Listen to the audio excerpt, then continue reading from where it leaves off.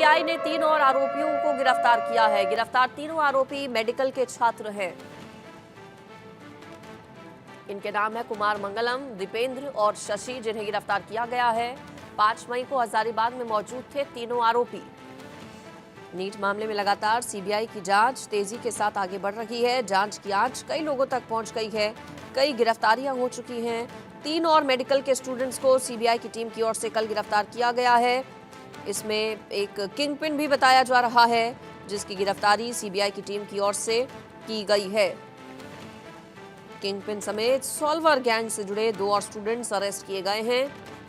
Paper leak मामले में जांच कर रही सीबीआई की टीम ने 3 और लोगों को गिरफ्तार किया है। इसमें छात्र कुछ शामिल हैं। लगातार एक्शन मोड में सीबीआई की टीम नजर आ रही है। नीट यूजी पेपर लीक मामले में 3 और गिरफ्तारियां की गई हैं। इसमें पेपर लीक गैंग का किंगपिन शशिकांत पासवान भी शामिल है। साथ ही इस गैंग से जुड़े जो 2 छात्र हैं वो भी हत्थे चढ़े हैं। गिरफ्तार हुए छात्र भरतपुर मेडिकल कॉलेज के स्टूडेंट हैं। और मेरे साथ राजस्थान भरतपुर से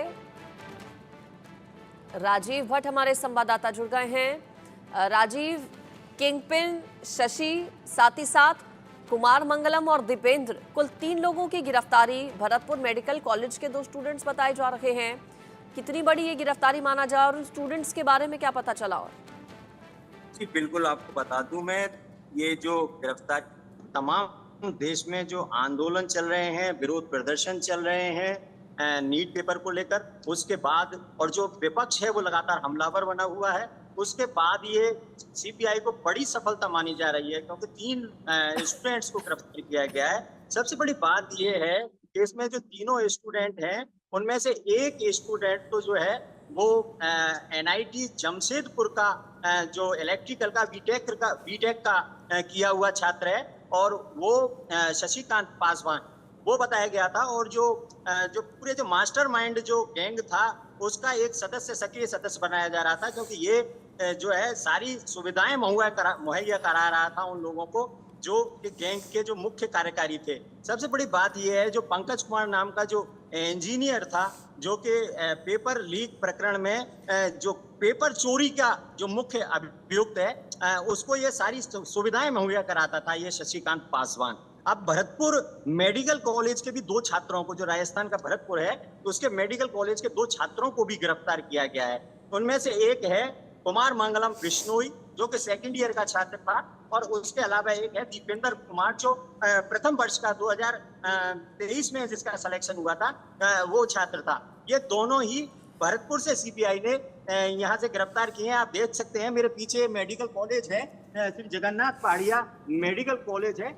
इस मेडिकल कॉलेज से इन दोनों छात्रों को, यहाँ भी ये दोनों छात्र स्टडी कर रहे थे और यहाँ आकर सीबीआई ने इन्हें गिरफ्तार किया गया है। सीबीआई ने भरतपुर एसपी को रिपोर्टिंग की थी, और रिपोर्टिंग के बाद पुलिस प्रोटेक्शन उसको लेकर सीबीआई की टीम यहाँ आई थी और उन दोनों छात्रों को गिरफ्तार किया गया था। ये दोनों ही छात्र यहाँ भरतपुर के जगन्नाथ मेडिकल कॉलेज पढ़ रहे थे, स्टडी कर रहे थे। दूसरा जो जी, चलिए ठीक है, आप बने रहिए मेरे साथ। राजीव, आऊंगी आपके पास में। दिल्ली से मेरे साथ हमारे एक और संवाददाता जुड़ गए हैं, आयुष शर्मा मेरे साथ जुड़ गए हैं। आयुष, 3 गिरफ्तारियां जो कल सीबीआई की टीम की ओर से की गई हैं, उसमें एक किंगपिन, मास्टरमाइंड भी बताया जा रहा है, शशि पासवान, उसका क्या रोल रहा था, कैसे वो किंगपिन है, और जो छात्र गिरफ्तार हुए हैं उनके बारे में राजीव ने हमें जानकारी दी है। क्या जिस दिन पेपर हुआ था उस दिन ये लोग हजारीबाग में मौजूद थे? क्या और पता चल पाया?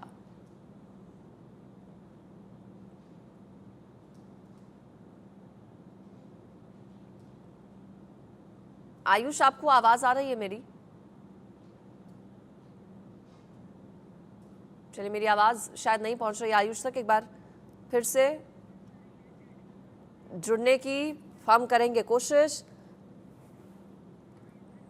आयुष मेरे साथ है। आयुष, कल state wise, centre wise result जारी किया गया एनटीए की ओर से, और उसके बाद अब कल आने वाले कल सोमवार को महत्वपूर्ण सुनवाई भी होने वाली है।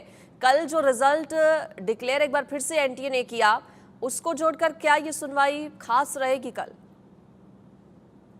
ये देखिए, जिस प्रकार से आदेश दिया गया था एनटीए को कि आप रिजल्ट को जारी कीजिए, जारी करना तो रिजल्ट को ये 2 तरीके से होना था। सबसे पहला तो आपको बताना था कि ये जो किस राज्य में कितने बच्चों ने कितने प्रतिशत अंक हासिल किए। दूसरा होना था सेंटर के हिसाब से कि किस सेंटर में कितने बच्चों ने कितने प्रतिशत अंक हासिल किए। इसमें एक बड़ी बात और थी कि किसी भी अभ्यर्थी की आइडेंटिटी लीक ना हो, इसके लिए जो रोल नंबर्स थे उनको मार्क किया गया था। यानी किसी का 8 डिजिट का रोल नंबर है तो उसको 1, 2, 3, 4 करके सीरियल वाइज बना दिया गया था, ताकि किसी भी बच्चे की आइडेंटिटी बाहर ना निकले। ऐसे में कुछ बड़ी बातें भी सामने आई, जिस प्रकार से लगातार जो लोग याचिकाकर्ता थे उनके द्वारा आरोप लगाए जा रहे थे कि एनटीए की तरफ से सच्चाई सामने नहीं आ रही है, किस सेंटर पर कितनी कथित धांधली हुई है ये एनटीए ना बताना चाह रहा है और ना ही सरकार बताना चाह रही है। इसको लेकर जो अभी ये रिजल्ट जारी किया गया, ये अहम इसीलिए हो जाता है क्योंकि अभी तक सार्वजनिक कर दिया गया है। 38 से ज्यादा याचिकाकर्ता सुप्रीम कोर्ट में मौजूद थे जो लगातार ये बात उठा रहे थे कि एनटीए की तरफ से कोई सीधा जवाब नहीं दिया जा रहा और इस मुद्दे को घुमाने की कोशिश की जा रही है। तो अब एनटीए को जब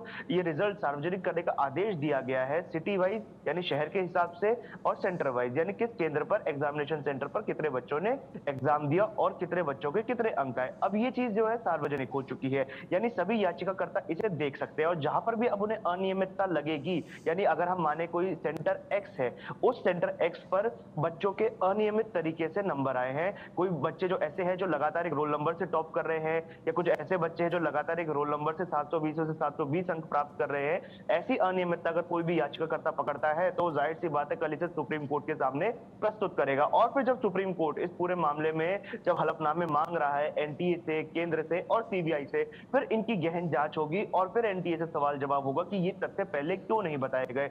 अगर हम बात करें कि पिछली बार सुप्रीम कोर्ट में क्या हुआ था, देखिए पिछली बार सुप्रीम कोर्ट में हमने देखा था कि सुबह से शाम तक इस पूरे मामले की सुनवाई चली, लेकिन कोई निष्कर्ष पर सुप्रीम कोर्ट नहीं पहुंच पाया। लगातार जो बहस हो रही थी वो इस मुद्दे को लेकर हो रही थी कि क्या पेपर को कैंसिल करने की जरूरत है या नहीं, क्योंकि सुप्रीम कोर्ट पहले ही ये बात मान चुका है कि पेपर लीक हुआ है, लेकिन पेपर लीक का पैमाना क्या है वो जानना जरूरी है।